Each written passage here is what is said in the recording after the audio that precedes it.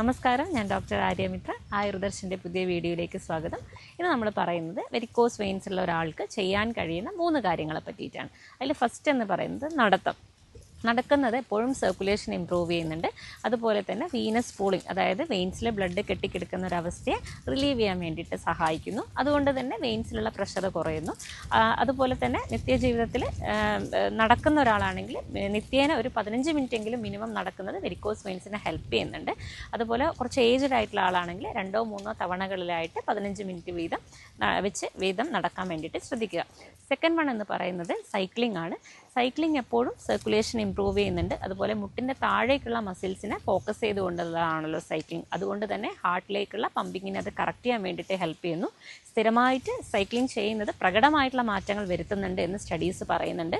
പക്ഷേ നിങ്ങൾ ഏജ്ഡ് ആയിട്ടുള്ള ഒരാളാണെങ്കിൽ സൈക്ലിംഗ് അധികം ചെയ്യരുത്. ഹാർട്ടിലേക്കുള്ള സമ്മർദ്ദം കൂട്ടാൻ വേണ്ടിയിട്ട് സാധ്യതയുണ്ട്. പക്ഷേ മിഡിൽ ഏജിലുള്ളവരാണെങ്കിൽ ഏറ്റവും നല്ല രീതിയിൽ ചെയ്യാൻ പറ്റുന്ന ഒന്നാണ് സൈക്ലിംഗ്.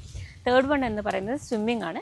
സ്വിമ്മിംഗ് എന്ന് പറയുന്നത് ഏറ്റവും നമ്മളെ ഹോൾ ബോഡി ഫുള്ളായിട്ട് ഇൻവോൾവ് ചെയ്യുന്നൊരു പ്രക്രിയയാണ്. എങ്കിലും അത് വെരിക്കോസിന് എങ്ങനെയാണ് ഹെൽപ്ഫുൾ വെക്കുന്നത് എന്ന് വെച്ചാൽ നമ്മൾ മുട്ടിന് താഴേക്കുള്ള മസിൽസിനെ ഫോക്കസ് ചെയ്തുകൊണ്ടുള്ള സ്വിമ്മിംഗ് പാറ്റേൺസ് തിരഞ്ഞെടുക്കുന്നത് വഴി വെരിക്കോസ് വെയിൻസ് കുറയാൻ വേണ്ടിയിട്ട് ഹെൽപ്പ് ചെയ്യുന്നുണ്ട്.